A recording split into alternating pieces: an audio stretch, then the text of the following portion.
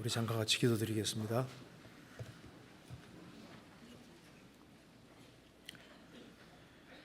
자비로우신 우리 아버지 하나님, 오늘도 저희들을 한 자리에 불러 모아주시고 또 주님을 찬송하며 또 주의 거룩한 말씀을 배우게 해주신 것을 감사합니다. 이 시간 주 성령께서 함께 해주시고 우리의 마음을 열어주시고 하나님의 말씀의 뜻을 바르게 깨달아 알 수 있도록 도와주시고 주님이 주신 크신 은혜와 사랑과 능력 가운데 생을 살 수 있도록 도와주옵소서. 또 저번 주간에도 많은 전도 집회 가운데 또 많은 사람을 주님 품으로 인도해 주신 것을 믿고 감사드립니다. 새로 구원을 함을 얻은 사람들 일일이 주님께서 주의 거룩한 손으로 붙잡아 주시고 또 주 안에서 바르게 성장할 수 있도록 도와주시고 30배, 60배, 100배 결실하는 사람들이 다 될 수 있도록 도와주옵소서. 이 시간 주 성령께서 우리 마음 가운데 역사해 주시고 이 말씀이 우리 심령 깊이 새겨지도록 도와주시옵소서. 주 안에 신실한 일꾼들을 많이 일으켜 세워주시고 또 세계적으로 선교하는 그 모든 손길들에 주의 크신 능력으로 함께해 주옵소서. 또 일본의 전도 중에 계신 이요한 목사님 또 함께 하시는 모든 분들 일일이 함께해 주시고 도와주시옵소서. 오늘 이 시간에 주님께서 함께해 주시고 도와주시기를 간절히 기도합니다. 우리 구주 예수 그리스도 이름으로 기도하옵나이다. 아멘. 찬양대 찬송 읽겠습니다.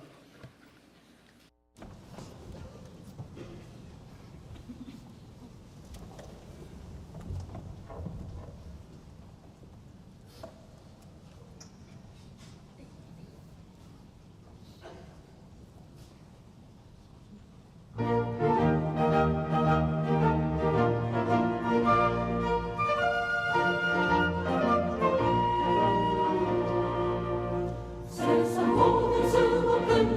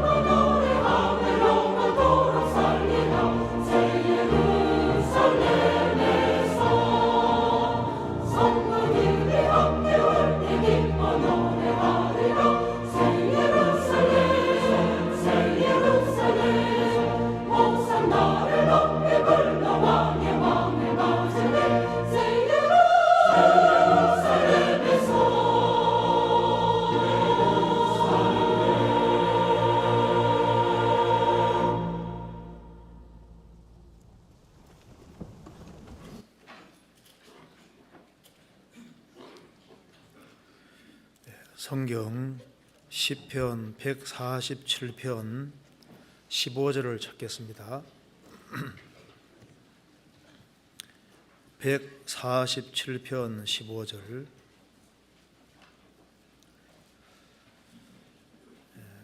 그 명을 땅에 보내시니 그 말씀이 속히 달리는도다. 눈을 양털같이 내리시며 서리를 재같이 흩으시며 우박을 떡 부스러기 같이 뿌리시나니 누가 능히 그 추위를 감당하리요. 그 말씀을 보내사 그것들을 녹이시고 바람을 불게 하신즉 물이 흐르는도다. 18절을 같이 읽어보겠습니다. 그 말씀을 보내사 그것들을 녹이시고 바람을 불게 하신즉 물이 흐르는도다. 거기까지입니다. 이어한 목사님께서 지금 일본 동경에서 지금 중부 동계 수련회 중에 있습니다. 그래서 동계 수련회 마치고 난 다음에는 전도인 수련회가 이렇게 계획이 되어 있습니다. 이를 위해서 기억해 주시고 기도해 주시면 감사하겠습니다. 제가 오늘은 여기 시편 147편 말씀 가운데 주로 16절부터 18절까지 말씀을 조금 생각해 보려고 합니다. 그래서 이제 구원을 받은 사람 중에 참 이 마음에 여러 가지 고통을 받는 사람들이 많이 있습니다. 그래서 이제 봄, 여름, 가을, 겨울이 있는데 우리 인생에도 겨울이 올 수 있는 겁니다. 그 인생의 겨울이 지속될 때 참 내 인생에 정말 봄이 올 수 있을까 이런 이제 고민을 하고 또 걱정을 하고 또 괴로운 사람도 있으리라고 생각합니다. 그래서 이제 오늘 이 말씀이 좀 고통받는 사람들, 고난받는 사람에게 조금 도움이 됐으면 좋겠습니다. 먼저 시편 147편 말씀을 이제 간단하게 한번 이제 내용이 뭔지를 배워보고 난 다음에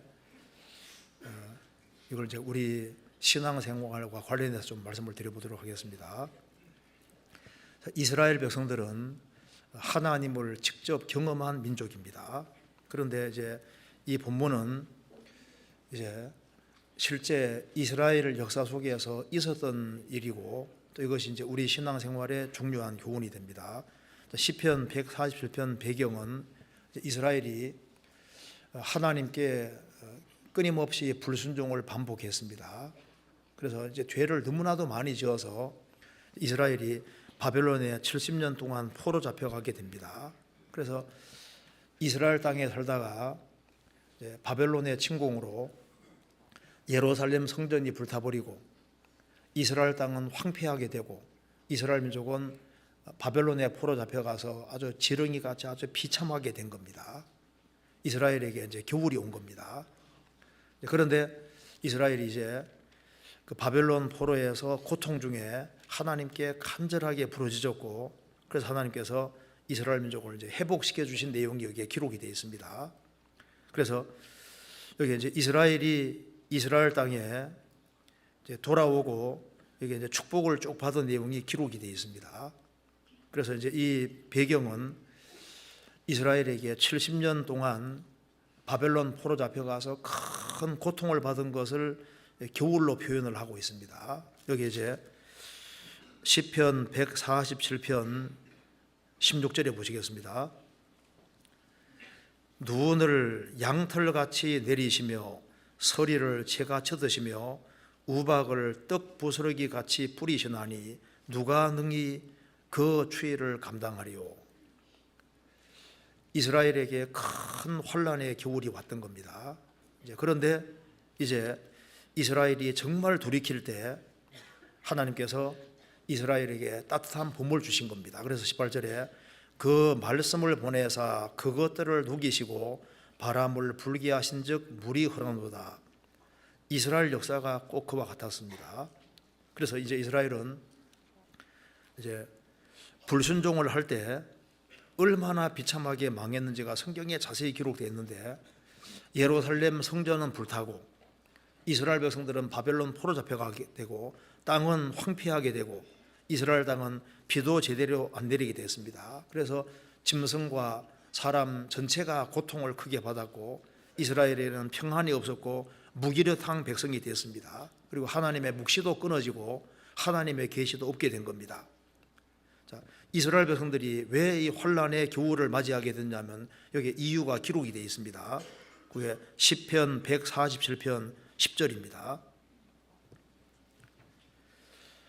여호와는 말의 힘을 즐거워 아니하시며 사람의 다리도 기뻐 아니하시고, 이스라엘이 환란의 겨울을 맞게 된 이유가 바로 이 이유 때문입니다. 여기에 하나님은 말의 힘을 즐거워하지 아니하며, 이게 무슨 말이냐면은 말의 힘은 눈에 보이는 세력을 가르치고 있습니다.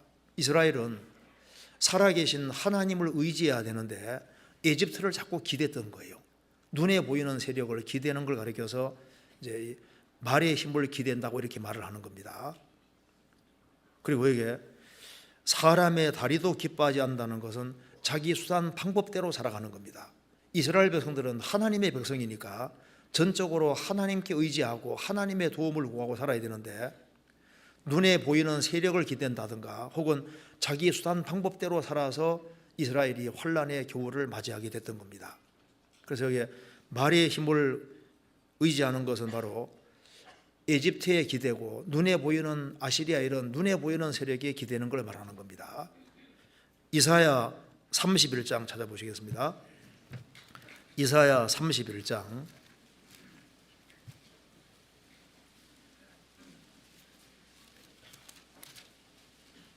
1절.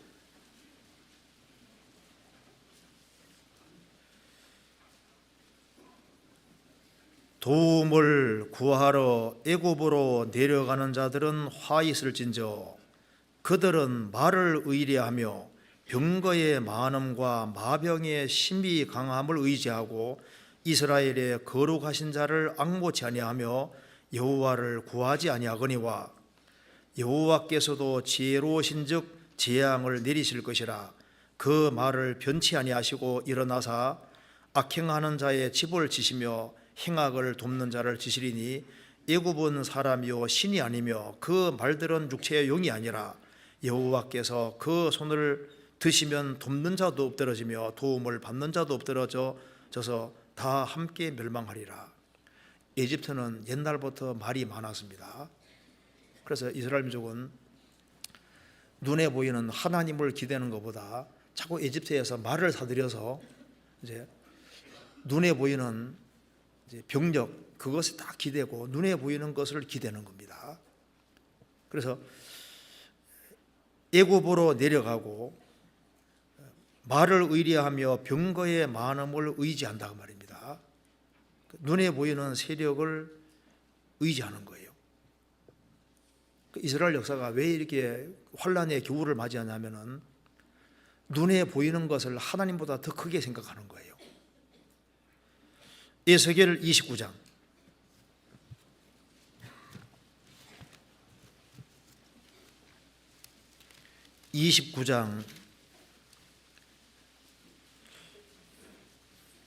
6절입니다.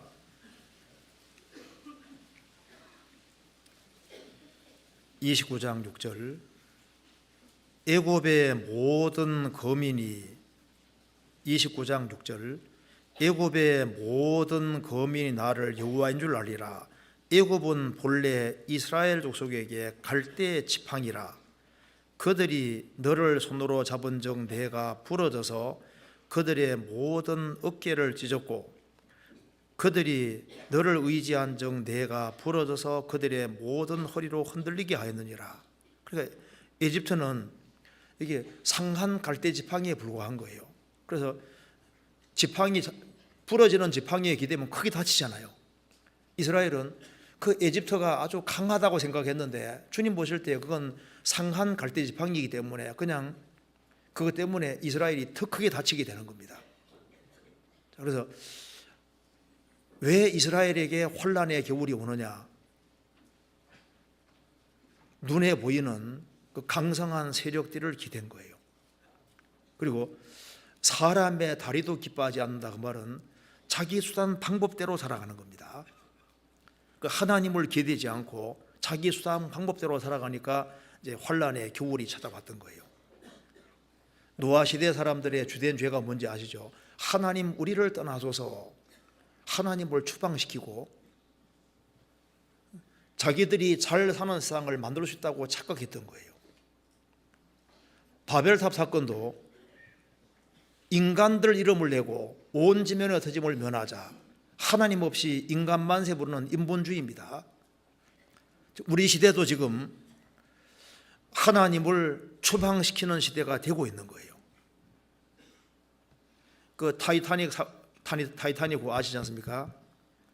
그 배가 빙산과 충돌함으로 엄청나게 많은 사람이 죽었습니다. 거기 한 2,200명 정도 사람이 타고 있었는데 한 1,500명이 죽게 되지 않습니까? 그때 선장이 출발하기 전에 이제 선장이 말하기를 이 하나님이라도 이 배를 어떻게 할 수 없을 것이다. 큰 소리 했는데 빙산하고 꽝 부딪혀서 아주 큰 사고가 나고 많은 사람이 죽게 됐습니다.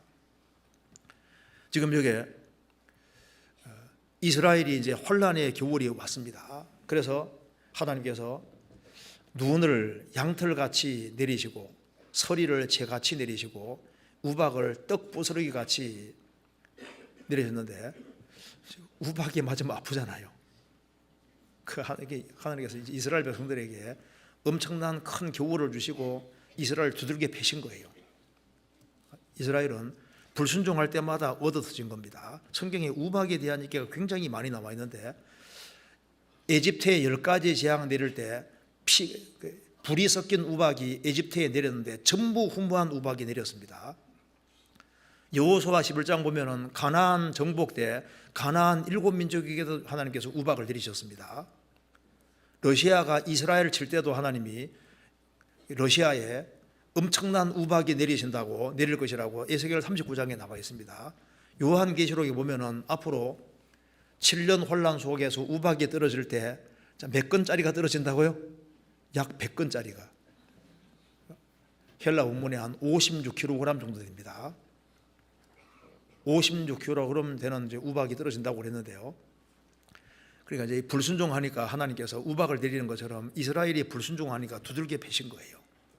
그래서 이제 이스라엘 백성들이 우리가 너무 잘못했구나 하는 것을 바벨론에서 깨닫게 되는 겁니다. 그래서 그들이 참으로 회개할 때 그들에게 봄이 찾아오게 됐던 겁니다. 이스라엘 민족은 이제 에집트 바벨론 포로 잡혀가서 지렁이 같이 낮아지게 됐습니다. 가장 비참하게 되니까 하나님께 손을 드는 거예요. 이사야 41장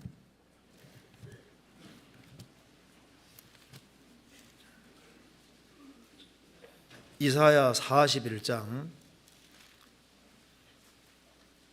14절, 이 내용이 바로 이스라엘이 바벨론 포로 잡혀가서 비참하게 될 것을 미리 말씀하신 겁니다. 예언의 말씀입니다.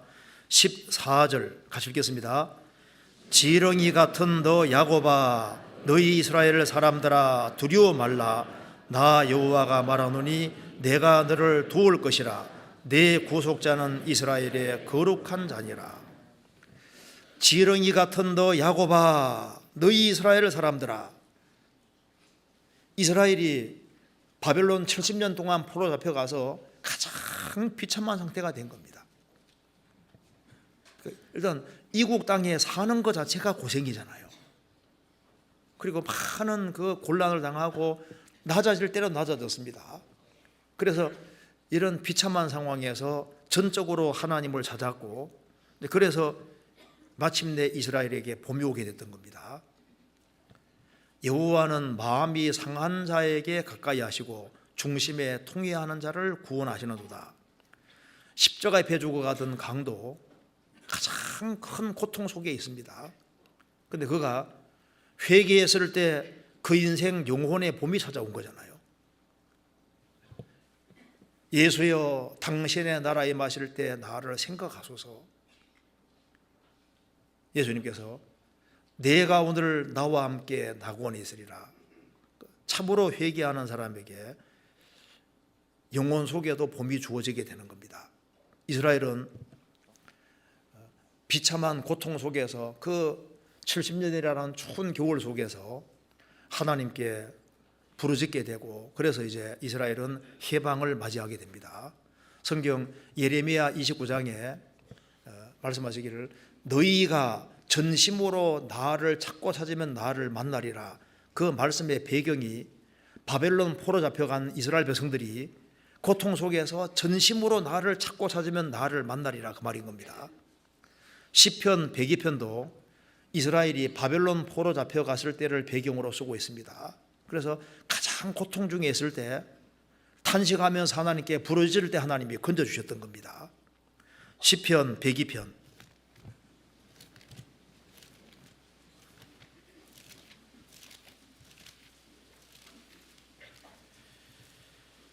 1절입니다.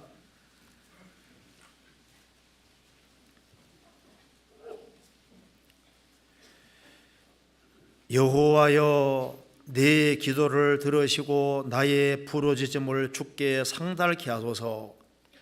나의 괴로운 날에 주의 얼굴을 내게 숨기지 마소서. 주의 귀를 기울이사 내가 부르짖는 날에 속히 내게 응답하소서. 6절 나는 광야에 당아새 같고 황폐한 곳에 부엉이같이 되어 싸우며 내가 밤을 새우니 지붕 위에 외로운 참새 같으니이다. 내 원수들이 종일 나를 회방하며 나를 대하여 미칠 듯이 날치는 자들이 나를 가리켜 맹세하나이다. 나는 죄를 양식같이 먹으며 나의 마시면은 눈물을 섞어 싸우니 이는 주의 분과 노를이남이라. 주께서 나를 드셨다가 던지셨나이다. 지금 이스라엘 민족을 대표해서 지금 기도하는 겁니다. 그런데 고통 속에서 하나님께 간절히 부르짖으니까 19절 여호와께서 그 높은 성소에게 하감하시며 하늘에서 땅을 감찰하셨으니 이는 갇힌 자의 탄식을 들으시며 죽이기로 정한 자를 해방하사 여호와 이름을 시온에서 그 영예를 예루살렘에서 선포케 하려 하심이니라. 이 말대로 죽이기로 정한 자를 해방하사, 이 말대로 이스라엘이 고통 중에 부르짖을 때 해방이 됐던 겁니다. 그래서 이제 이스라엘에게 마침내 봄이 찾아오게 됐던 거예요. 시편 126편도 똑같은 배경입니다. 시편 126편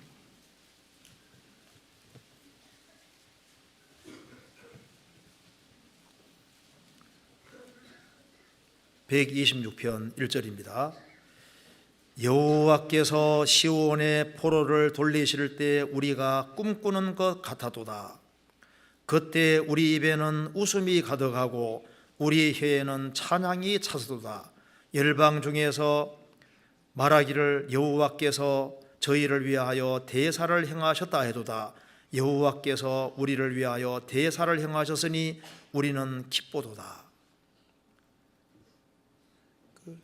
70년이라는 아주 지긋지긋한 그 환란의 겨울에서 이제 벗어나서 이스라엘에게 해방이라는 봄이 찾아오니까 얼마나 좋았겠습니까? 그러니까 여호와께서 시온의 포로를 돌리실 때 우리가 꿈꾸는 것 같아도다. 그때 우리 입에는 웃음이 가득하고 우리 혀에는 찬양이 차도다. 이스라엘이 바벨론 포로에서 해방되는 것을 대사 큰일이라고 했습니다. 그래서 이제 이스라엘에게 봄이 찾아올 때 이런 일이 벌어졌던 겁니다. 시편 147편 이제 이스라엘이 바벨론 포로에서 이제 돌아오니까 2절에 147편 2절입니다. 여호와께서 예루살렘을 세우시며 이스라엘의 흩어진 자를 모으시며 파괴됐던 예루살렘을 다시 하나님이 건설하시고 그리고 이제 예루살렘을 이제 회복시키시면서 거기에 성전도 만드시고 성전도 세워주시고 그리고 성벽도 만들게 해주셨습니다. 그래서 하나님이 이스라엘에게 봄을 주시니까 스룹바벨과 여호수아가 성전을 지었고 느헤미야는 돌아와서 성벽을 건축하고 그다음에 에스라는 올라와서 이스라엘 영혼을 부흥시켰던 겁니다. 그래서 여호와께서 예루살렘을 세우시며 이스라엘의 흩어진 자를 모으시며 바벨론 포로 잡혀갔던 이스라엘 민족을 이스라엘 땅에 모아들이셨습니다. 그리고 3절에 상심한 자를 고치시며 저희 상처를 싸매시는도다. 70년 포로 잡혀가서 얼마나 고통을 받았겠습니까? 그런데 그 상심한 이스라엘 백성들을 마음을 어루만져 주시고 고쳐주시고 저희 상처를 싸매셨습니다. 그리고 8절에 저가 구름으로 하늘을 덮으시며 땅을 위하여 비를 예비하시며 산에 풀이 자라게 하시며 이스라엘이 불순종할 때는 하나님이 하늘을 닫아서 비 대신에 티끌과 모래 내리시고 고통받게 하셨습니다. 근데 이제 이스라엘 민족이 돌아오니까 하나님께서 이제 구름으로 하늘을 덮으시며 땅에 적절하게 비를 내리시고 산에도 풀이 자라게 하시고 9절에 들짐승과 우는 까마귀 새끼에게 먹을 것을 주시고 그리고 이제 13절에 저가 내 문 빗장을 견고히 하시고 너의 가운데 자녀에게 복을 주셨으며 그래서 이스라엘을 아주 튼튼하게 문 빗장을 견고히 하는 것처럼 이스라엘을 튼튼하게 안전하게 하시고 그리고 너의 가운데 자녀에게도 복을 주셨으며 이스라엘은 자녀도 불순종하면 자녀도 비참하게 되는데 이스라엘의 민족에게 봄이 찾아오니까 하나님께서 자녀에게도 복을 주셨으며 14절에 내 경대를 평안케 하시고 아름다운 밀로 너를 배불리시며 이스라엘에게 적절하게 수확도게 해주시고 그래서 경대를 평안케 이스라엘에 평안을 주시고 아름다운 밀로 배불리시고 그리고 이제 19절에 저가 그 말씀을 야곱에게 보이시며 그 율례와 규례를 이스라엘에게 보이시는도다. 이사야 8장에 말한 대로 이스라엘이 불순종할 때는 하나님께서 말씀을 딱 봉함하고 닫으셨습니다. 이제 이스라엘이 다시 돌아올 때 하나님께서 이스라엘에게 봄을 주실 때 이스라엘에게는 다시 말씀이 내려오고 하나님이 깨달음을 주시고 이렇게 하셨던 겁니다. 그럼 왜 하나님이 이스라엘에게 봄을 주셨냐 그 말입니다. 이들은 포로 속에서 고통받는 가운데서 겸손케 됐습니다. 6절에 여호와께서 겸손한 자를 붙드시며 악인은 땅에서 엎드려뜨리는 자다. 이스라엘이 교만케 됐을 때 혼란의 겨울이 왔는데 이스라엘이 포로 생활 중에 겸손케 됐습니다. 그래서 하나님께서 겸손하게 됐기 때문에 하나님이 그들을 붙드시고 그리고 이제 이스라엘을 하나님께서 봄 주신 핵심 키는 바로 11절입니다. 같이 읽겠습니다. 자기를 경외하는 자와 그 인자하심을 바라는 자들을 기뻐하시는도다.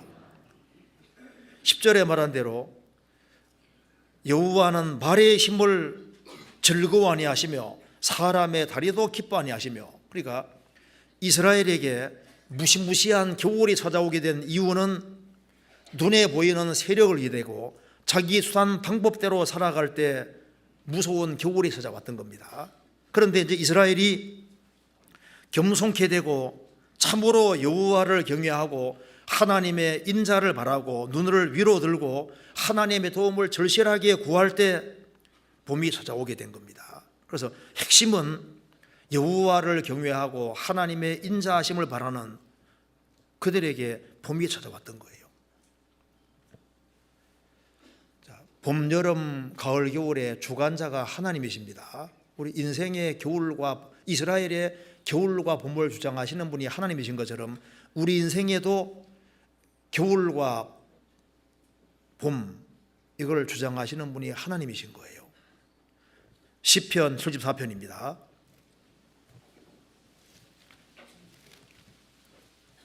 (74편)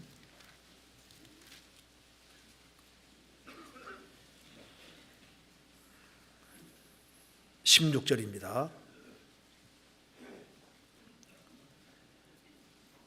16절 낮도 주의 것이요 밤도 주의 것이라 주께서 빛과 해를 예비하셨으며 땅의 경계를 정하시며 여름과 겨울을 이루셨나이다.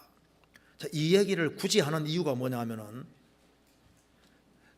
이스라엘이 하나님께 불순종해서 지금 아주 비참하게 된 상태를 지금 말하는 겁니다.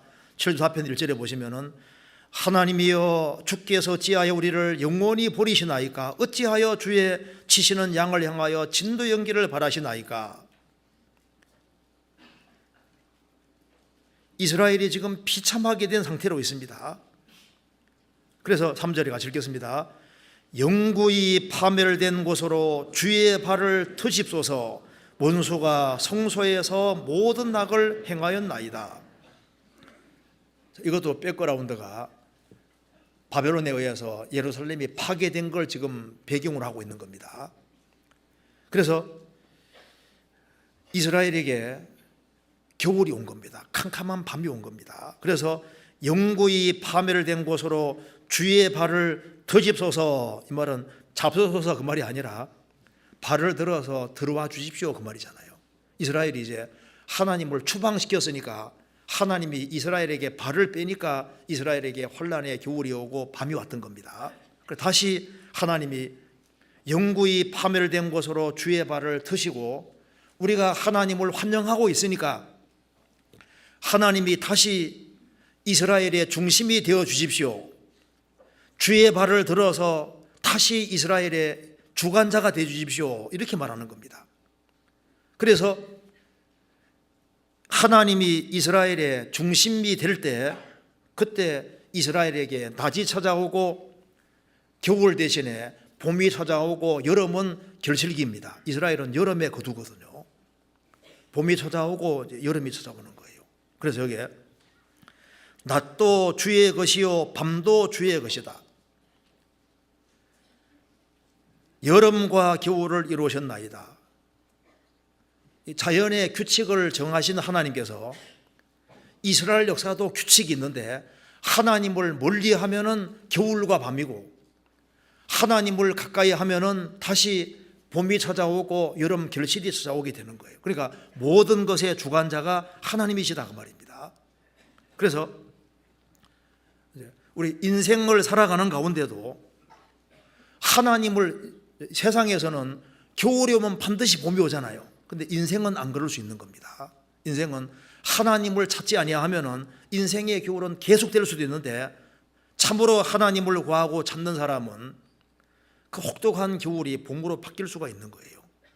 자, 그래서 이제 오늘 여기 시편 147편을 중심으로 해서 좀 몇 가지를 생각해 보겠습니다. 지금 우리 시대는 지금 이스라엘이 그리스도 배척한 죄로 2000년 동안 유랑민족이 됐지 않습니까? 이스라엘에게 지금 봄이 찾아왔다는 사실을 알 필요가 있습니다. 이스라엘에게 지금 여름이 가까이 다가오고 있다는 걸 좀 생각을 해봐야 되겠습니다. 그리고 구원 받기 전에도 우리에게 많은 그 겨울, 혹독한 겨울, 그런 고통 그 속에서 그리스도를 찾게 되고 그래서 영혼의 봄이 왔던 거예요. 그렇지 않습니까? 그리고 이제 구원을 받고 난 이후에도 우리 인생에서 주님이 특별한 계획 속에서 어두운 밤을 줄 수도 있고 그리고 혹독한 겨울을 줄 수도 있는데 그것이 이제 알고 보면 특별한 축복이라는 걸 우리가 알 수가 있는 겁니다. 그래서 하나님께서 봄을 주실 때 봄에는 여러 가지 현상이 나타나는데 인생이 주님께로 참으로 향할 때 우리 영혼 속에도 그와 유사한 일들이 벌어지는 겁니다. 그래서 이제 이런 문제를 한번 같이 좀 생각을 해보도록 하겠습니다. 시편 147편 1절입니다. 할렐루야, 우리 하나님께 찬양함이 선하며 찬송함이 아름답고 마땅하도다. 여호와께서 예루살렘을 세우시며 이스라엘의 흩어진 자를 모으시며. 이스라엘이 바벨론 포로 잡혀갔는데 하나님께서 70년 만에 이스라엘 민족을 다시 이스라엘 땅에 돌려놓고 다시 예루살렘을 회복시켜 주시는 거 봐요. 이제 이스라엘은 그리스도를 배척한 죄 때문에 2000년 동안 유랑민족이 됐습니다. 그런데 다시 우리 시대에 이스라엘 민족이 회복되고 있는데 이스라엘이 바벨론 포로에서 돌아올 것이 예언되어 있는데 그건 메꾸질 안 됩니다. 그런데 그것도 그대로 이루어졌습니다. 그런데 예수님이 재림하시기 직전에 이스라엘이 회복될 거라는 수없이 많은 말씀들이 있는데 그것이 하필이면 우리 시대에 이루어진 겁니다. 이스라엘이 이스라엘 땅에 돌아가리라, 그 예언이 우리 시대에 이루어지고 이스라엘이 나라가 될 것이다, 그대로 됐고 예루살렘을 되찾을 것이다, 되찾았잖아요. 이제 이스라엘은 바벨론 포로 돌아와서 성전을 세운 것처럼 이스라엘은 앞으로 성전을 세우는데 성전 세울 수 있는 준비를 지금 다 해놨습니다. 봄 다음에 여름이 오는데 무화과나무의 비유를 배우라. 그 가지가 연하여지고 잎사귀를 내면 여름이 가까운 줄 아나니, 여름이란 말과 이스라엘은 끝이란 말이 똑같은 말입니다. 이스라엘은 여름에 거두는 거예요. 이스라엘 민족이 지금 봄이 찾아오고 지금 여름이 가까웠고 지금 그리고 잎사귀가 무성하게 됐고 이제 환란 속에서 민족적으로 이스라엘이 구원받는 일이 벌어지는데 지금 이스라엘에게 지금 이 일이 벌어지고 있는 거예요. 2000년 동안 황폐한 이스라엘 땅이 지금 바뀌었습니다. 그래서 이스라엘 땅에도 이제 비도 이제 점점 옛날처럼 내리기 시작하고 지금 바뀌어지고 있습니다. 그리고 이제 이스라엘이 유수의 농업 출국이 됐고 얼마나 그게 풍성한 과일들이 나오고 열매들이 나오고 그래서 이스라엘이 농업 출국이 되어 있습니다. 지금 완전히 지금 바뀌어 있는 거예요. 흩어진 이스라엘 민족이 이스라엘 땅에 돌아오고 이스라엘 땅에 지금 힘을 크게 지금 얻고 있는데 우리 시대에 정말 이게 실감나는 것이 이 내용입니다. 요엘서 2장 찾겠습니다.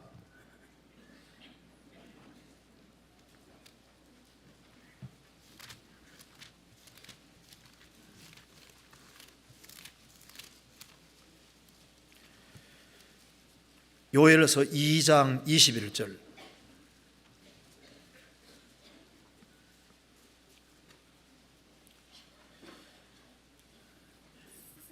(1273페이지입니다) 21절.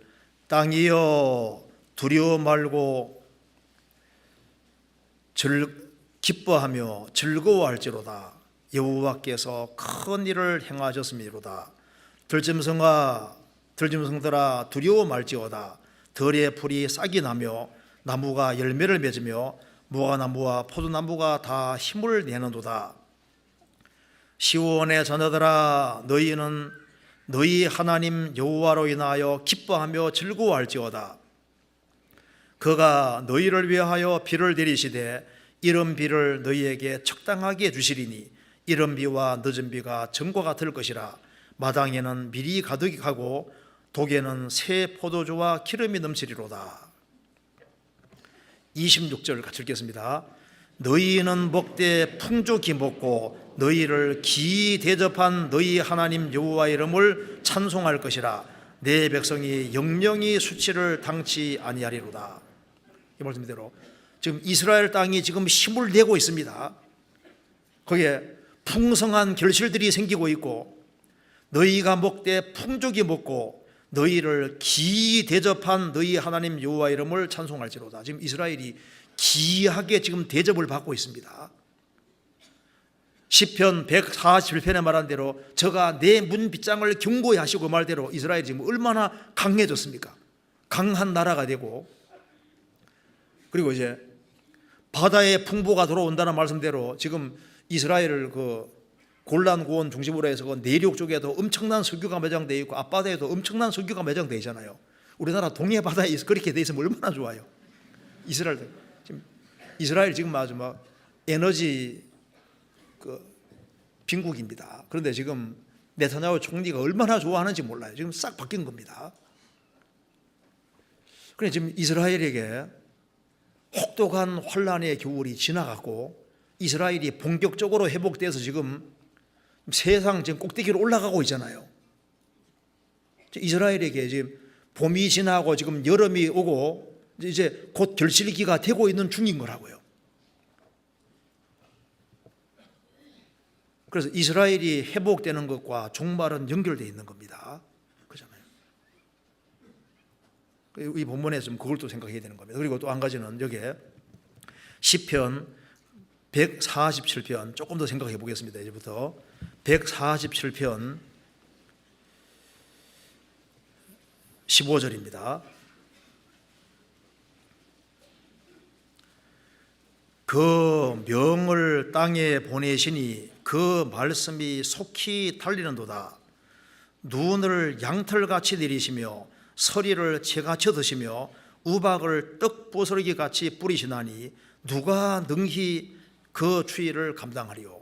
이스라엘이 이제 이스라엘 땅에 돌아오고 난 이후에는 원래 겨울은 추워야 되거든요.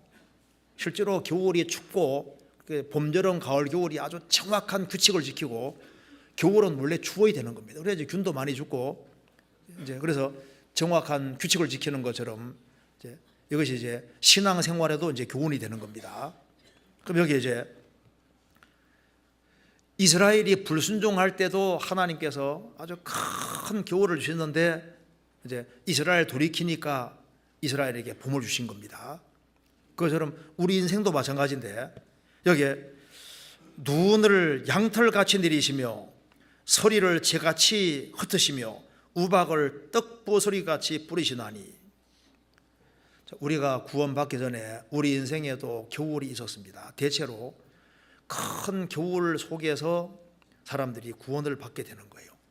그래서 여기 보면은 그냥 눈이라 하지 않고 잘 읽어보면은 눈을 양털같이 이렇게 양털로 연기를 시켜놨죠. 눈을 양털같이 그 다음에 서리를 그 찬 서리 얘기하면서 재같이 이렇게 말씀해놨잖아요. 그리고 우박 얘기하면서 떡 부러시 이렇게 얘기해놨습니다. 그러니까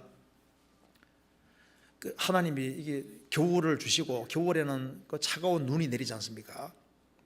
그리고 서리는 잡니다. 찬 서리. 그래서 우박 이런 것을 얘기해 놓은 이유가 뭐냐면은 우리 인생 살아가는 가운데 인생에도 우리 겨울이 찾아오고 참 이게 너무나도 힘든 시기들이 있습니다. 그런 시기들을 왜 주시냐 하면은 그게 알고 보면 하나님의 축복입니다. 성경에서 눈 양털 얘기할 때 얼른 떠오르는 구절 하나 있죠. 이걸 좀 이해하기 위해서 한번 찾아봅시다. 이사야 1장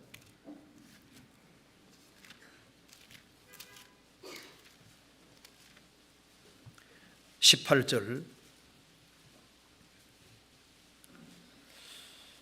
같이 읽겠습니다. 여호와께서 말씀하시되 오라 우리가 서로 변론하자. 너희 죄가 주홍 같을지라도 눈과 같이 희어질 것이요 진홍같이 붉을지라도 양털같이 되리라. 하나님이 오라고 하시는데 인생들이 안 옵니다. 순순히 오면 환란의 겨울을 안 만나는데 순순히 안 오니까 이제 환란의 겨울을 만나고, 그런데 그것이 알고 보면 축복이었습니다. 너희 죄가 주홍 같을지라도 눈과 같이 희어질 것이요 진홍같이 붉을지라도 양털같이 되리라. 양은 양털 하면 항상 떠오르는 게 뭔지 아시죠? 예수님, 어린 양 되신 예수님. 그 사사기에 보면은 기도원이 이제 하나님이 나와 함께 한다는 증거를 보여주십시오.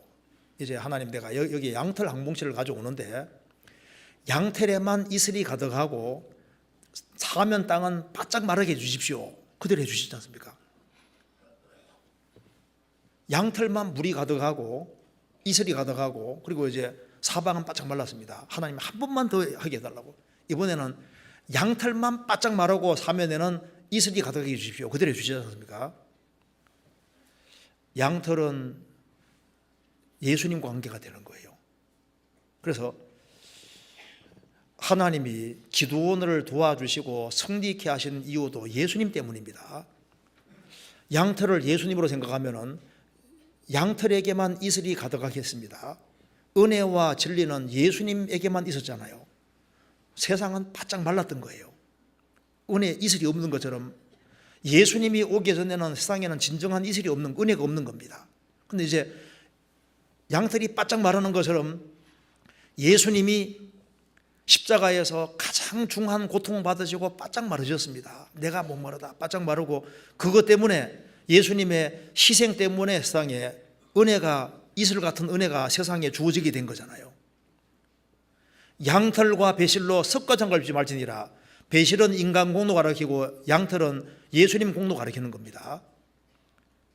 그러면 우리가 언제 우리 죄가 깨끗하게 된 걸 언제 깨달을까요? 대체로 겨울에 깨닫는 거예요. 차가운 겨울에. 인생에 서리가 있고, 우박 내리는 것은 뭐 얻어 터져가지고, 보통 사람들이 얻어 터져가지고 주님께 돌아오거든요. 어떻게 순순히 돌아오셨어요? 만생통하면 잘 안 들어온다니까요. 그러니까 하나님께서 인생에게 교훈을 주시는 이유는 복음을 깨닫게 하기 위해서. 서리를 재가 쳐드시며 그랬죠. 성경에 보통 재는 뭘 말하는 겁니까? 회개를 말하는 겁니다. 언제 사람이 회개 안 하면은, 만사가 잘 돼갈 때는 회개하지 않습니다. 언제 회개 안 하면은 찬 서리가 내릴 때, 인생이 춥고 힘들 때, 그때 재에 앉아 회개하게 되는 거예요.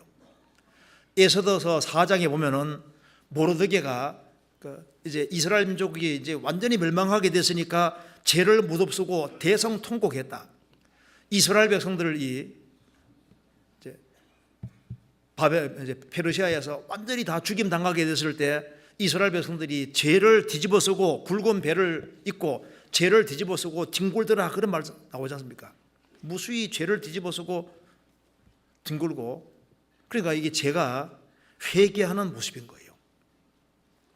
요나가 전도할 때도 이제 아시리아 그 왕부터 시작해서 그 백성들 전체가 배를 입고 죄에 앉으니라. 그 죄에 앉았다는 말 자체가 회개한다 그 말입니다. 그러니까 이제 다니엘에서 9장에도 다니엘이 기도할 때 죄를 무릅쓰고 하나님께 기도했다.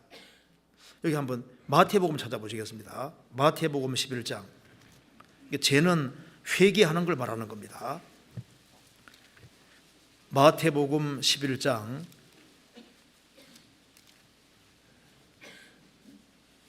21절.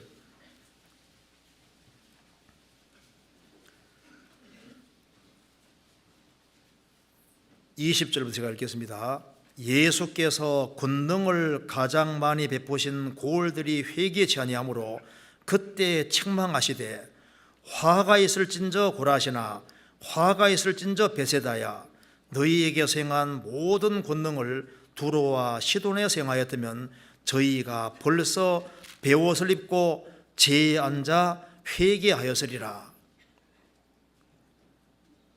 여기 예수님이 3년 반 동안 공생에 하실 때 그 많은 기적과 능력을 체험한 고을들이 회개치 않으니까 주님께서 책망하시면서, 화가 있을진저 고라시나 화가 있을진저 베세다야, 너희에게 행한 모든 권능을 두로와 시돈에서 행하였다면 저희가 벌써 베옷을 입고 지에 앉아 회개하였으리라. 그래서 여기 죄에 앉아, 죄는 항상 뭘 가리키는 겁니까? 죄는 죄에 앉는다는 것은 회개한다는 뜻인 겁니다. 욥도 자기의 부족을 깨달았을 때 어떻게 했습니까? 그 죄 가운데서 회개하나이다, 그 말 나오지 않습니까? 그러니까 죄는 회개하는 것과 관계가 되는 거예요. 한번 잠깐 찾아보겠습니다. 욥기 42장.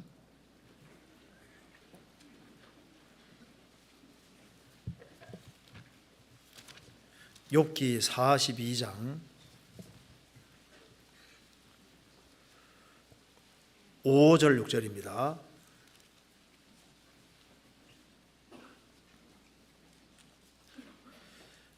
내가 주께 대하여 귀로 듣기만 하여sap더니 이제는 눈으로 주를 배옵나이다.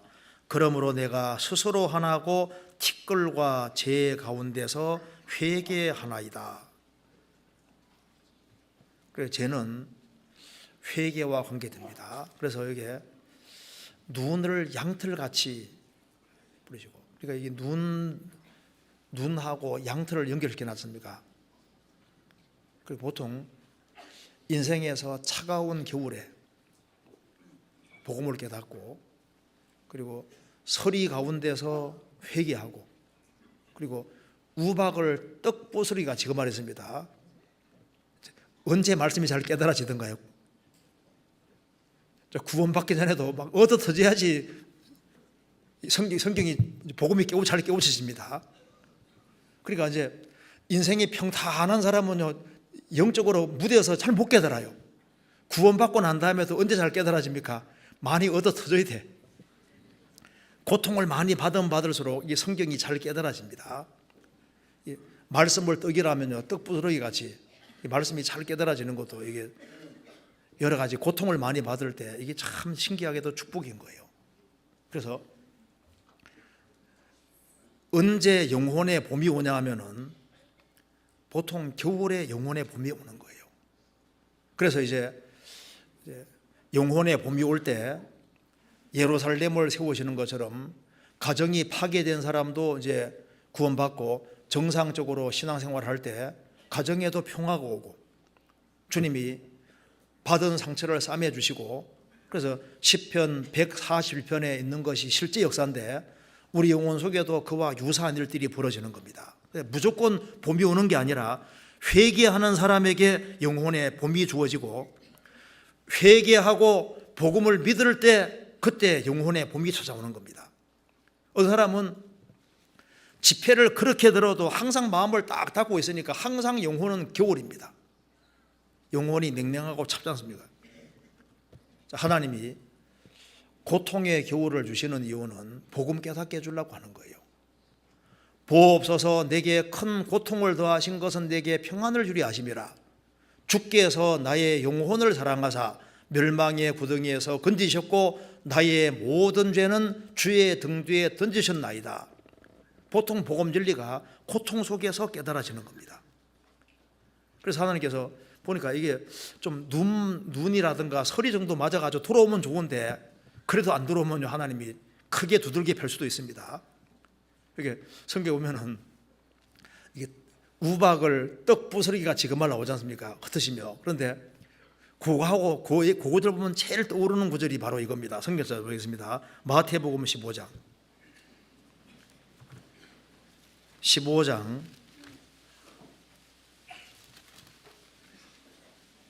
21절.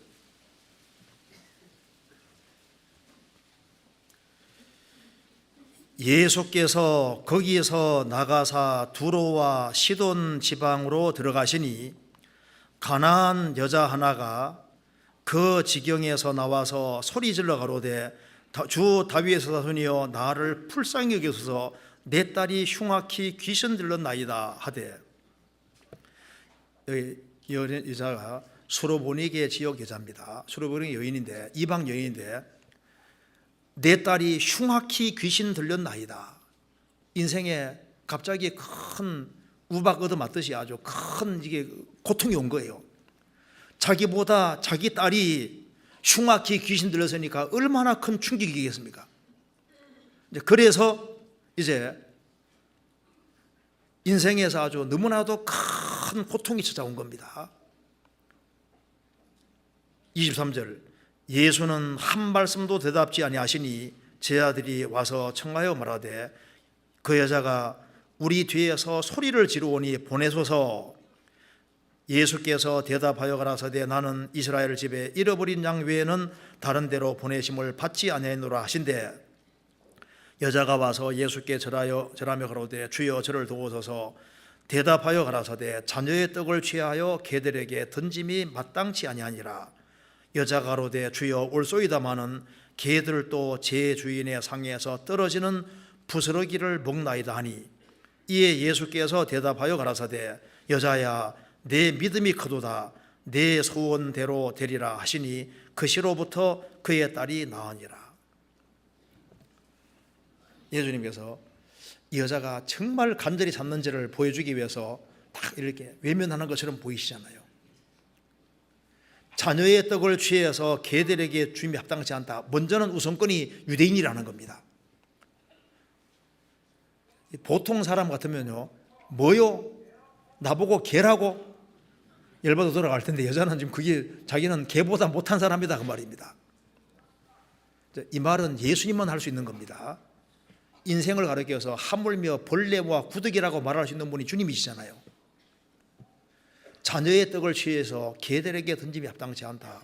그러니까 여자가 말했습니다. 주여 올소이다마는 그걸 그대로 받아들이잖아요.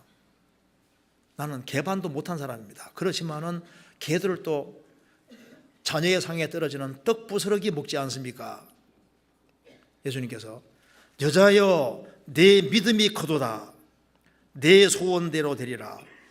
그 시로 그의 딸이 나았습니다. 이 수로보내기 여인은 어째서 그리스도를 찾게 됐을까요? 집안에 큰 우환이 닥친 겁니다. 큰 충격이 떨어진 거예요. 우박이 맞듯이 아주 엄청난 큰 고통이 찾아오니까 그것이 그리스도에게 오게 만들었던 겁니다.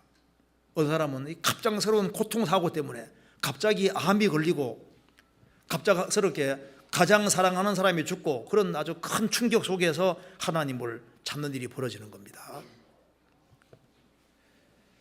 우리 인생에서 참 복음이 깨달아져서 영혼의 봄이 왔다는 것은 큰 축복이 아닐 수 없습니다. 하나님께서는 이제 구원을 받은 사람들, 그 사람들을 영혼의 봄이 찾아온 사람들을 그 사람이 견딜 수 있는 범위 안에서 적절하게 이끌어 가십니다.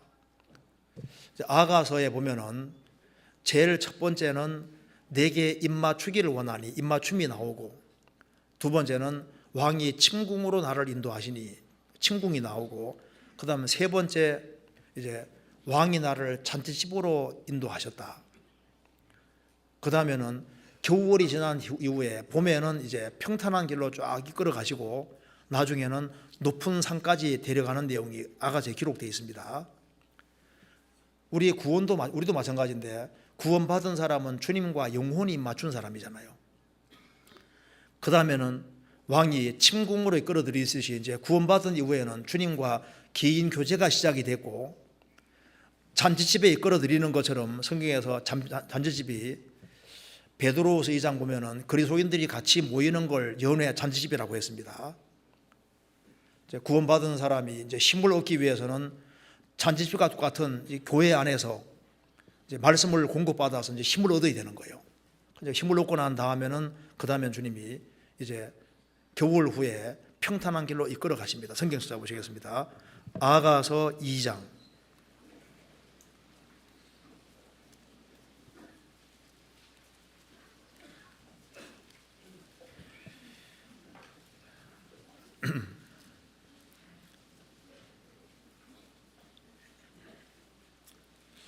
자, 2장 4절에는 그가 나를 인도하여 잔치집에 들어갔으니, 잔치집에는 떡이 있고 먹고 마실 것이 있습니다. 우리 이제 그리스도인들이 같이 모일 때 이게 잔치하는 거예요. 주일 말씀 듣는 것도 잔치하는 거고, 구역 모임, 조모임이 모임이 잔치입니다. 그 잔치집에는 먹을 것이 있는 것처럼 우리가 성도의 교제 가운데는 먹을 것이 있는 겁니다. 그래서 주님께서는 무조건 데려가시는 게 아니라 잘 먹이셔서 이제 데려가시는 겁니다. 자, 어디로 데려가는지 보시겠습니다. 10절 2장 10절입니다. 나의 사랑하는 자가 내게 말하여 이르기를 나의 사랑 나의 어여쁜 자야 일어나서 함께 가자. 겨울도 지나고 비도 그쳤고 지면에는 꽃이 피고 새의 노래할 때가 이르렀는데 반구의 소리가 우리 땅에서 들리는구나. 무화과나무에는 푸른 열매가 익었고 포도나무는 꽃이 피어 향기를 더하는구나. 나의 사랑 나의 어여쁜 자에 일어나서 함께 가자. 여기에 말한 대로 나의 사랑하는 자가 내게 말하여 이르기를 나의 사랑 나의 어여쁜 자야. 주님께서는 그리스도인들을 가르쳐서 나의 사랑 나의 어여쁜 자야, 나의 사랑, 주님의 사랑이라고 표현해요. 그리고 주님이 구원받은 사람을 얼마나 사랑하는지 모릅니다.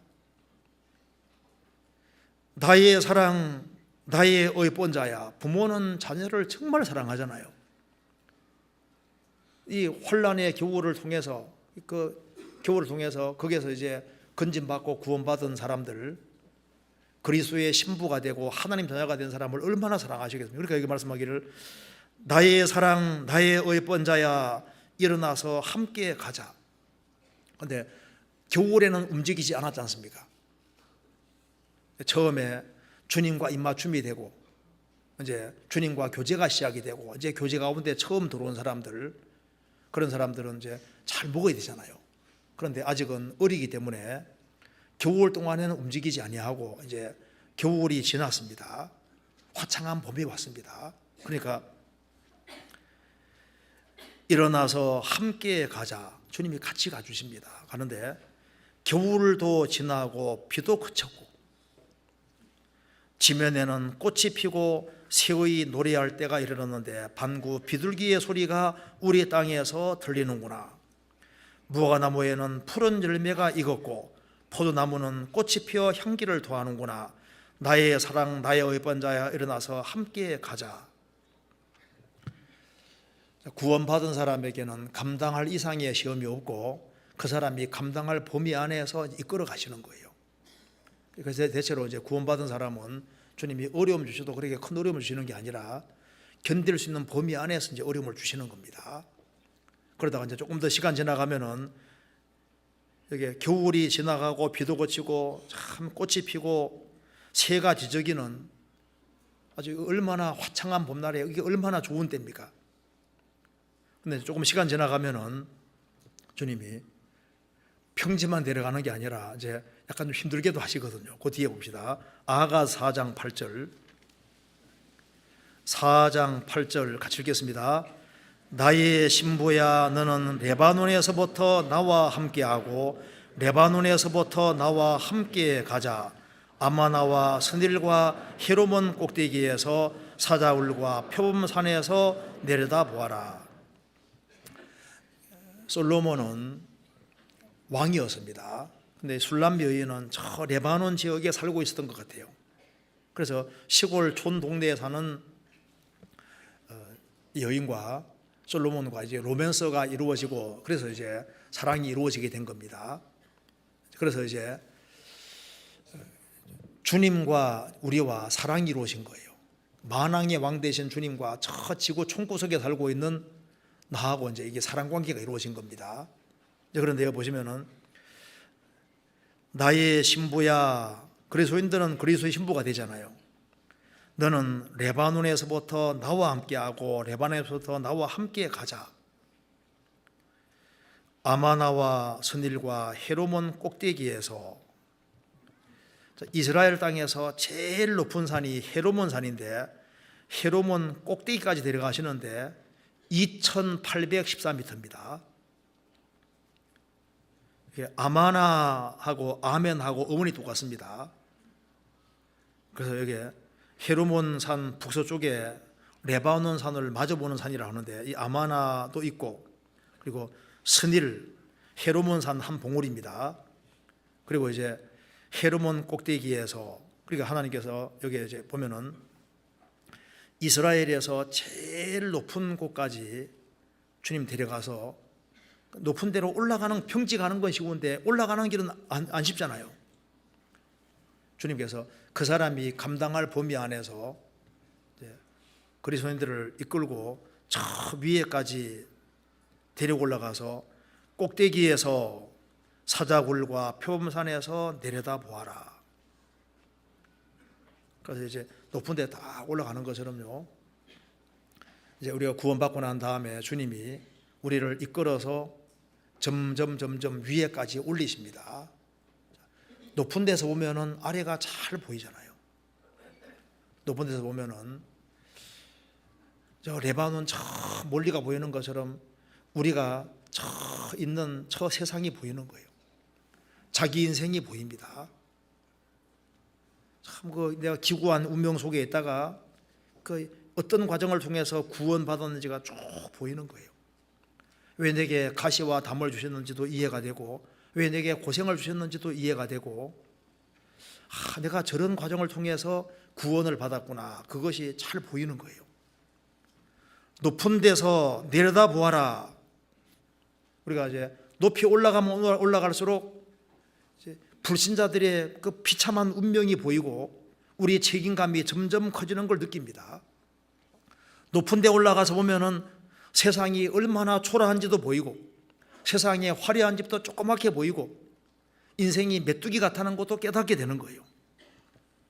높은 데 올라가면은 시야가 넓어지기 때문에 하나님의 위대하심도 보이고 마음과 생각도 커지게 되는 거예요.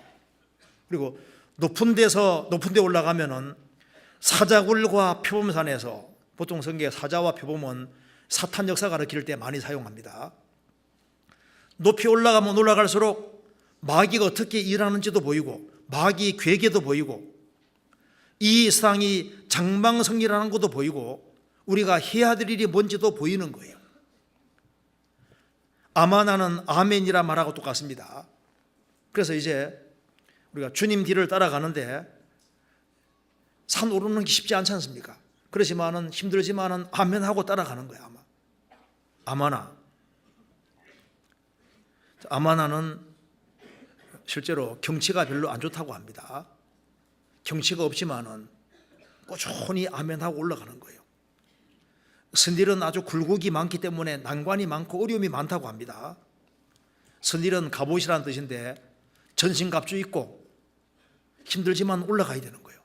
그리고 헤로몬 산에는 들짐승이 많은데 표범과 사자굴이란 말 나와 있지 않습니까?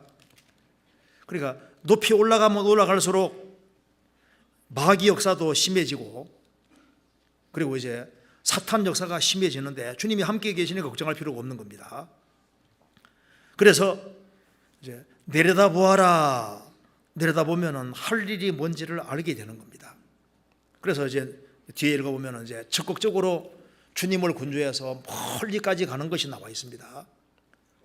그런데 일단 인생의 봄이 오면은 영혼의 봄이 찾아오면 주님이 그 사람을 이제 그때부터 이끌어 가시는 일이 시작되는데 그 사람이 견딜 수 있는 범위 안에서 처음에는 평탄한 곳으로 신앙의 수준에 따라서 점점 하나님께서 높이 끌어올리셔서 마음과 생각이 넓어지도록 할 일이 무엇인지 볼 수 있도록 그렇게 전부 마음대로 가시는 거예요. 자, 그리고 여기에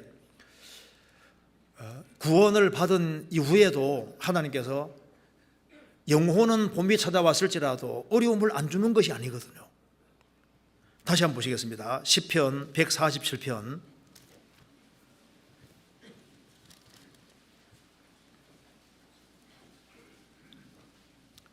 16절에 눈을 양털같이 내리시며 서리를 재가쳐 드시며 우박을 떡부스러기 같이 뿌리시나니 누가 능히 그 추위를 감당하리요.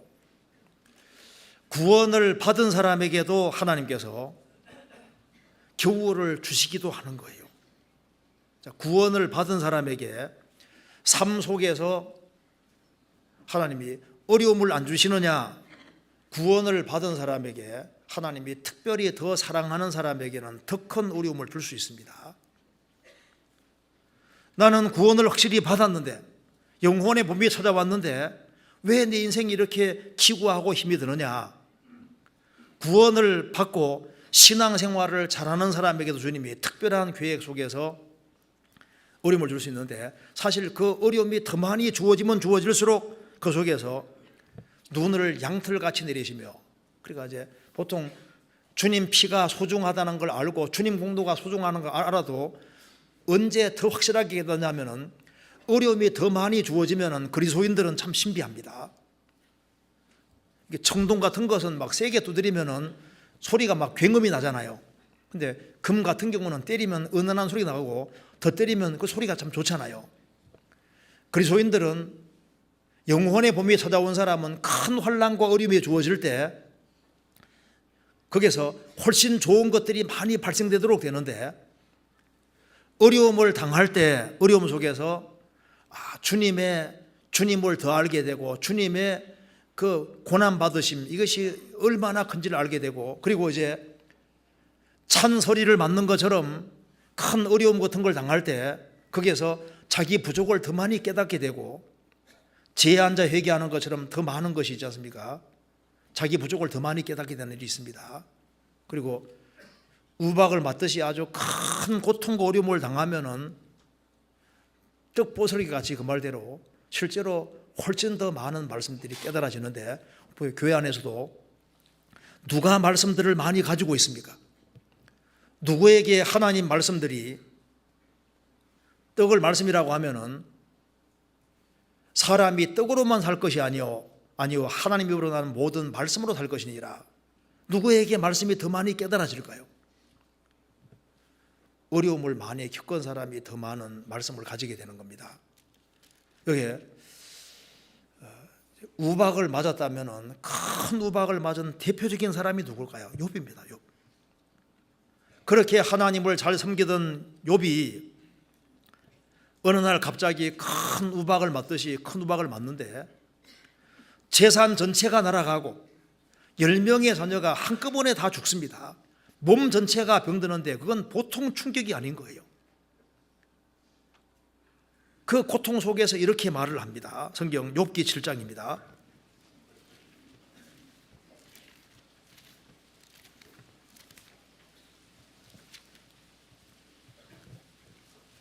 7장 3절.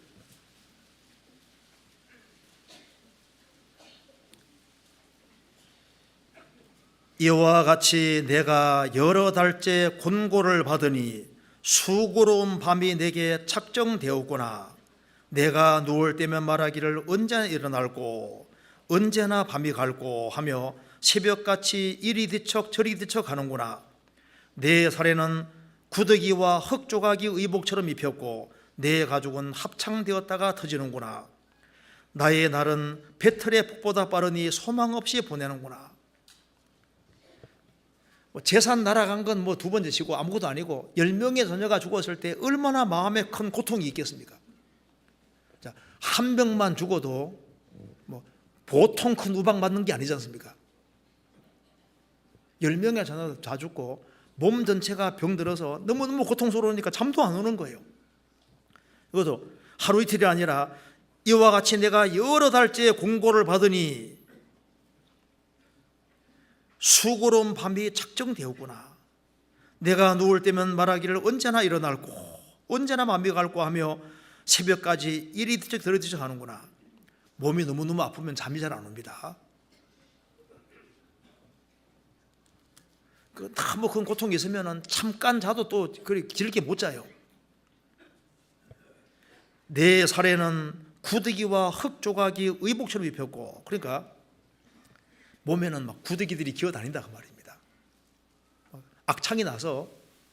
그래서 내 살에는 구더기와 흙조각이 의복처럼 입혔고 내 가죽은 합창되었다가 터지고 막 여기저기서 이제 골마 터지는 거예요 계속.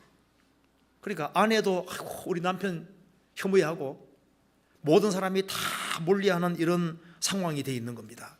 그래서 욥이 이렇게 말했습니다. 11절 12절 같이 읽겠습니다. 그런즉 내가 내 입을 금하지 아니하고 내 마음의 아픔을 인하여 말하며 내 영혼의 괴로움을 인하여 원망하리이다. 내가 바다니까 용이니까 주께서 어찌하여 나를 지키시나이까. 큰 고통에서도 이제 자고 일어나가지고 이제 호흡을 해보면 또 호흡은 멀쩡하거든요.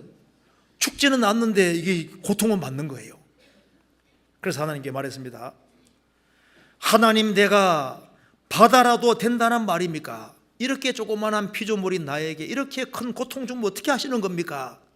그러니까 너무 심하지 않습니까? 이렇게 지금 말하고 있는 겁니다. 그리고 내가 용이라도 된다는 말입니까? 욥기 읽어보면 용은 아주 강합니다. 이 연약한 인생에게 이렇게 큰 고통을 주면 어떻게 하라는 얘기입니까? 그런데 욥의 이 큰 고통과 어려움, 영혼의 큰 충격 속에서 욥기라는 것이 쓰여지는 거예요. 그 이 큰 고통 속에서 가장 아주 엄청난 말씀이 내려왔는데 욥기라는 말씀이 내려왔잖아요. 우박을 떡보슬이 같이 뿌리시며 그렇게 교훈 받을 수 있다고 말입니다. 인생에서 큰 고통과 어려움이 있으면은 거기에서 말씀이 실제로 많이 내려오는 거예요. 그래서 여기에 요셉이라는 사람도 아버지 사랑을 많이 받았는데 이복의 10명의 형들이 요셉을 싫어했습니다. 얼마나 미워했으면은 아버지 신부로 몬 그 동생 요셉 한 110kg 이상 되거든요. 그 먼 곳을 찾아온 요셉을 그렇게 구덩이에 집어넣었다가 하나님이 안 도와주면 죽는 겁니다. 에집트에 팔아먹는데 10명의 형들의 미움받아서 에집트에 팔려갈 때 요셉 마음에 얼마나 큰 충격이 다가왔겠습니까? 그런데 그 엄청난 큰 충격이 왔는데 그것 때문에 성경의 창세기에 요셉 생애가 자세히 기록되어 있잖아요. 다윗은 하나님의 기름 부음을 받고 난 이후에 사울 왕이 죽이려고 했습니다. 왕이 죽이려고 하는 건 좀 무서운 거잖아요. 한 나라 통치하는 왕이 한 사람을 탁게 삼는 것은 무서운 거잖아요. 그리고 다윗의 장인이 누굽니까? 사울이잖아요. 근데 장인이 다윗을 향해서 긴 창을 던지고 안 죽으니까 나중에는 작은 창까지 던졌습니다. 이게 얼마나 큰 충격이겠습니까? 근데 다윗은 그 많은 고통과 어려움 속에서 이제 하나님이 주옥 같은 말씀들을 내려주신 겁니다. 신약 시대 때 우박이라면 우박을 제일 많이 맞아온 사람이 누굽니까? 사도 바울. 바울이 생애 속에서 얼마나 많은 고통을 받은지 모릅니다. 그런데 그 많은 고통 속에서 신약 성경을 14권을 기록할 수 있게 됐습니다. 우박이 있으면 그 우박으로 끝나는 게 아니라 떡 부스러기 같이 우리 인생도 비슷한 거예요. 성경 고린도서 11장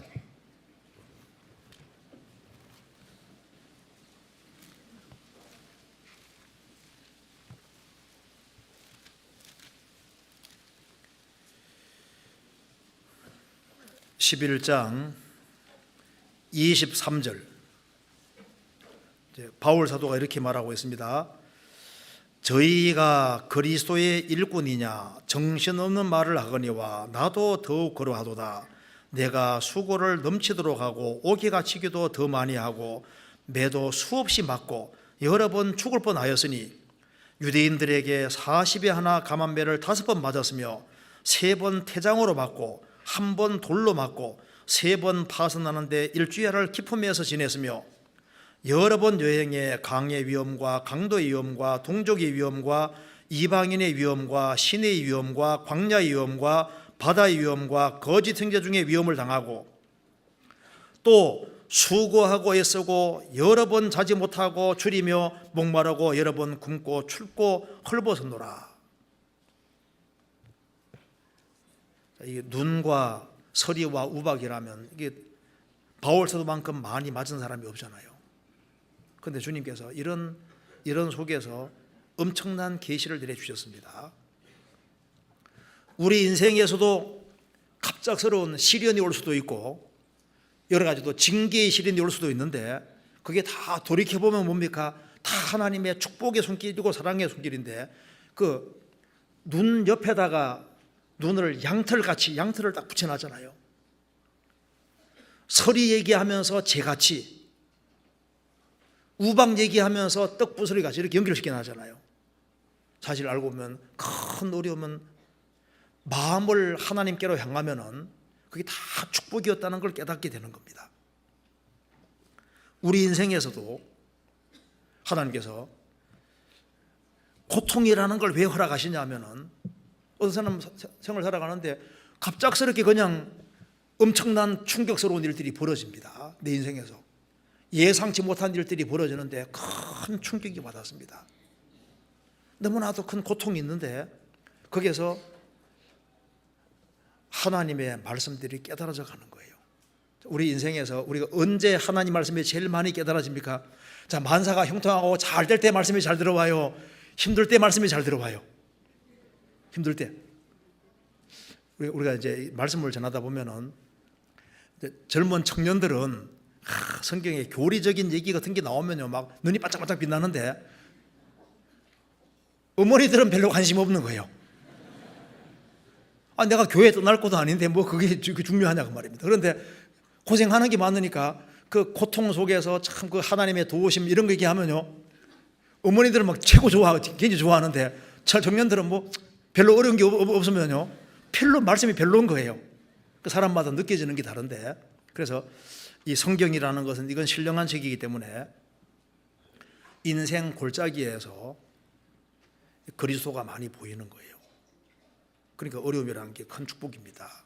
그러면 이제 인생에서 겨울을 맞이하게 되는 핵심적인 이유는 성경 시편 147편에서 말의 힘을 의지하고 사람의 다리를 기대는 이것 때문에 이스라엘에게 환란의 겨울이 왔잖아요.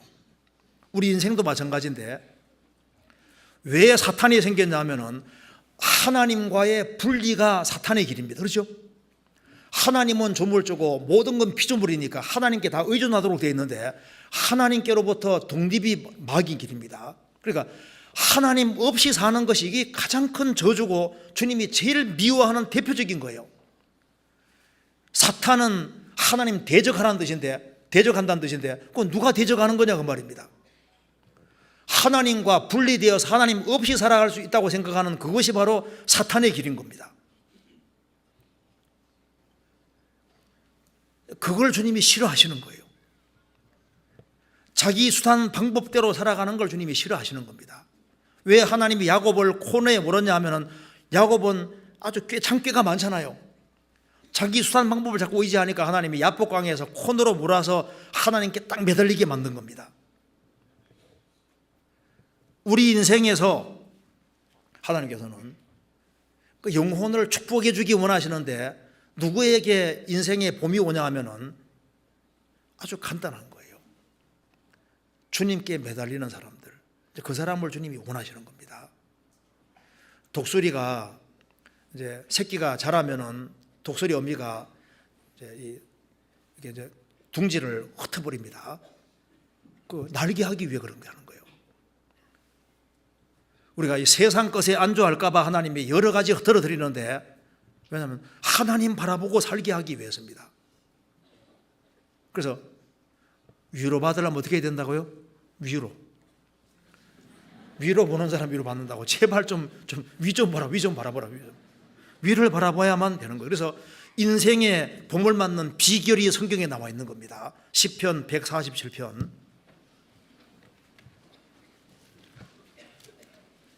시편 147편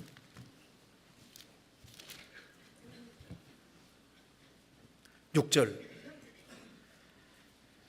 여호와께서 겸손한 자는 붙드시고, 인생에서 겸손이 참 봄을 맞이하는 아주 중요한 비결이 되는 겁니다. 그리고 11절에 자기를 경외하는 자와 그 인자하심을 바라는 자들을 기뻐하시는도다. 국가도 민족도 개인도 교회도 언제 봄이 오냐 하면은 여기에 겸손할 때, 마음을 낮출 때, 그리고 하나님을 경외하고 하나님의 사랑을 바라고 하나님의 도우심을 구하고 살 때, 그때 축복이 내려오게 되는 겁니다.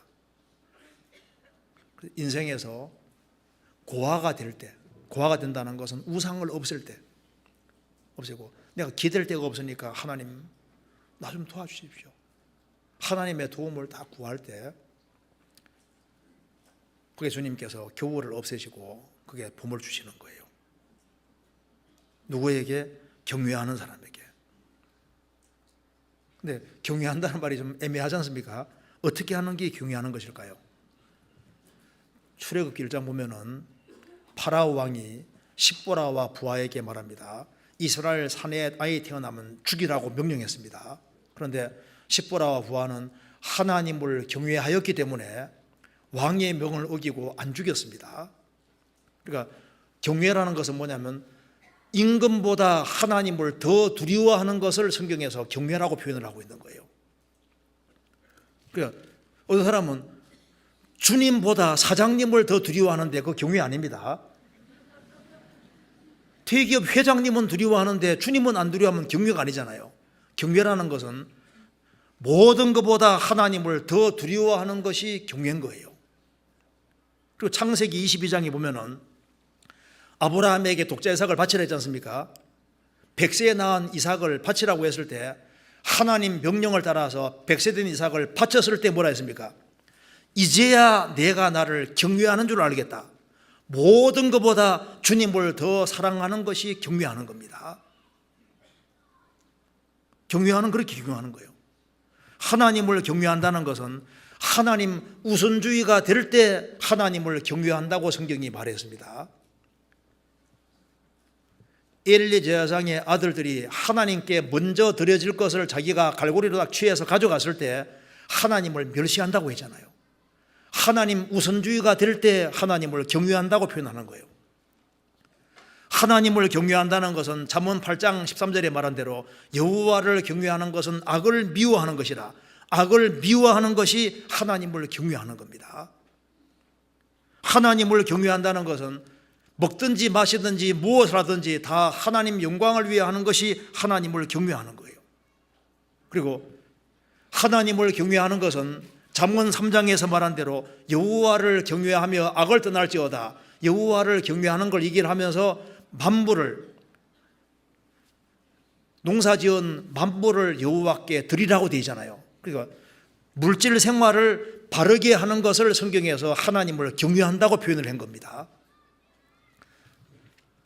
물질을 하나님 앞에 바르게 사용하지 않고 하나님께 드릴 걸 드리지 아니할 때 그게 하나님을 경외한다는 말이 거짓말이 되는 거예요. 지생 라합은 하나님을 경외하였기 때문에 정탐꾼을 영접하지 않습니까? 하나님이 귀히 여기는 사람을 귀히 여기는 것이 하나님을 경외하는 게 되는 겁니다. 노인의 얼굴을 공경하는 걸 얘기하면서 여호와를 경외하라. 위아래를 잘 알아보는 것도 그게 경외하는 것. 하나님을 경외하는 사람은 존중받을 사람을 존중 여기게 되는 그것이 경외하는 표현인 거예요. 그렇지 않습니까? 경외가 참 중요한 겁니다. 가정생활 속에서도 이웃과의 관계 속에서도 참으로 경외하는 사람을 하나님이 기뻐하시는 거예요. 하나님을 존중하고 높이는 사람, 그리고 그 인자하심을 바라는 사람을 하나님께서 기뻐하시고 그들에게 복을 주시는 거예요. 시편 147편 보시겠습니다. 16절. 눈을 양털같이 내리시며 서리를 재가 쳐드시며 우박을 떡 부스러기 같이 뿌리시나니 누가 능히 그 추위를 감당하리요. 18절. 그 말씀을 보내사 그것을 녹이시고 바람을 불게 하신 즉 물이 흐르는도다. 그래서 추운 겨울에 눈이 있고 서리가 있고 그리고 이제 우박이 떨어지는 이런 때 할지라도 주님이 말씀을 보내사 그것을 싹 녹이실 때, 봄이 올 때, 봄이 오면은 얼음은 녹습니다. 우박도 녹고 다 녹잖아요. 그리고 봄바람이 싹 불어올 때 녹고 물이 흐르게 됩니다. 말씀을 보내사. 우리 신앙생활도 꼭 마찬가지인 거예요. 그 차가운 마음, 강팍한 마음, 냉랭한 마음, 그런 마음도 주님의 성령 역사하시면 달라집니다. 저가 그 말씀을 보내사, 말씀 중에는 보면요, 이게 눈 같은 말씀, 소리 같은 말씀, 우박 같은 말씀이 있거든요. 막 사람을 막 두들겨 패는 말씀도 있잖아요. 사람 막 가슴을 서늘하게 만들고 무섭게 만드는 말씀도 있는 동시에 말씀 중에도 이렇게 따뜻한 말씀이 있는 거예요. 복음은 따뜻한 말씀이잖아요. 축복의 말씀, 영혼을 따뜻하게 하는 말씀도 많이 있습니다. 그래서 사람이 하나님께로 마음을 향하면 하나님께서 영혼의 봄을 주시고, 말씀 중에도 복음 말씀은 따뜻한 말씀이잖아요. 복음 말씀도 깨닫게 해주시고, 또 축복의 말씀, 하나님이 우리를 어떻게 도와주시는지 그 말씀들이 쫙 내려와서 마음이 부드럽게 바뀌고 따뜻하게 바뀌는 거예요. 그래서 그 말씀을 보내사 그것을 누기시고 이 하나님의 복음의 말씀, 은혜의 말씀, 그리고 우리 영혼을 따뜻하게 하는 말씀이 내려올 때, 사랑의 말씀이 내려올 때 그 영혼이 녹습니다. 돌 마음이 고기 마음이 되고 부드러운 마음으로 바뀌고 차가운 마음이 따뜻한 마음으로 바뀌지 않습니까? 그리고 바람을 불게 하신 즉 물이 흐르는도다. 봄바람이 부는 것처럼 성령이 우리 영혼 속에 바람처럼 역사하실 때 영혼이 달라지는 거예요. 바람 중에 춤바람도 있고 치맛바람, 도박바람, 이민바람, 바람이 많이 있는데 제일 좋은 바람 무슨 바람이다? 성령 바람. 성경에서 성령을 바람과 연결시켜 놨지 않습니까? 거듭나야 될 것을 말씀하시면서 요한복음 3장에서 말씀하시기를 바람이 임으로 불되 어디서 오며 어디로 가는 걸 알지 못한 것 같이 성령으로 난 사람은 다 이러하니라. 그래서 바람하고 성령하고 연결시켜 놨는데요, 바람은 자기 불고 싶은 대로 붑니다. 바람의 주장자는 하나님인 것처럼 성령의 주장자도 하나님이신 거예요. 바람은 눈에 안 보이는데 영향력을 미칩니다. 바람이 싹 지나가면은 나뭇가지가 흔들리고 하잖아요. 성령은 눈에 안 보이지만은 성령 역사하시면 영혼의 작업이 이루어지는 거예요. 어디서 와서 어디로 가는지는 모르지만은 바람 소리 들리는 것처럼 성령이 어떻게 하는지는 모르지만은 성령의 소리가 영혼 속에 들립니다. 복음이 깨달아지고, 그래서 바람이 싹 지나가면 현상이 나타나는 것처럼 성령이 영혼 속에 역사하시면은요, 한 번도 보지 못한 주님을 사랑하는 마음이 생기고, 성경을 사랑하는 마음이 생기고, 교회를 사랑하는 마음이 생기고, 교제를 사모하게 되고, 영혼을 불쌍히 여기게 되고, 그리고 이게 그것들을 녹이시고, 참 신기하게도 영혼이 녹아내리지 않습니까? 간절해지고, 그리고 이제 사모하는 마음이 생기게 되고, 그리고 차가운 마음이 따뜻하게 싹 바뀝니다.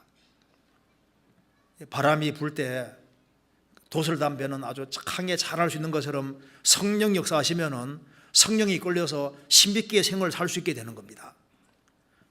사도행전 2장에서도 오순절에 성령이 내려오실 때 급하고 강한 바람 같은 소리란 말이 나오지 않습니까? 성령이 바람 같은 특징이 있습니다. 급한 바람, 성령이 역사하시면 마음이 다급해지는 거예요. 빨리빨리 신속하게 움직이게 되는 겁니다. 강한 바람은 그러니까 자동차도 날리는 것처럼요, 성령 역사하시면은 그리스도인들이 아주 심차게 생을 살 수 있게 되는 거예요. 그래서 그 말씀을 보내사 그것들을 녹이시고 바람을 불게 하신 적 물이 흐르는도다. 그렇죠? 영혼도 마찬가지입니다. 영혼에 성령 역사하시면 영혼에도 신기하게도 물이 흐르듯이 성령이 흐르고 말씀이 흐르게 되는 거예요. 베드로 후서와 유다서 보면은 구원 안 받은 사람은 물 없는 샘, 물 없는 구름이라고 했지 않습니까? 그리스도인들은 물이 있는 샘이고 물이 있는 구름과 똑같은 거예요. 사마리아 여자에게 주님 말씀했습니다. 이 물을 먹는 자마다 다시 목마르니와 내가 주는 물을 먹는 자는 영원히 목마르지 아니하리니 속에서 영생하도록 솟아나는 샘물이 되리라. 영생하도록 솟아나는 샘물, 요한복음 7장에 그게 성령이라고 했습니다. 구원받은 사람에게는 이게 샘에서 물이 흐르는 것처럼 영혼 속에 생수의 강이 흐르고, 이게 영혼 속에 말씀이 흐르고 성령 역사가 흐르는 거예요. 바람을 불게 하신 즉 물이 흐르는도다. 성령 역사하실 때 우리 영혼 속에 말씀이 깨달아지고, 내가 너에게는 말이 영이요 생명이라, 말씀이 영이고 생명이라 하지 않습니까? 그래서 성령이 내 속에 역사하시는 거예요. 그리고 19절에 저가 그 말씀을 야곱에게 보이시며 그 율례와 규례를 이스라엘에게 보이시는도다.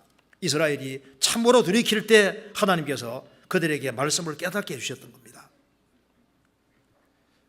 불신자로 남는 것은 무서운 겁니다. 불신자들은 지금 인생의 봄이라고 생각합니다.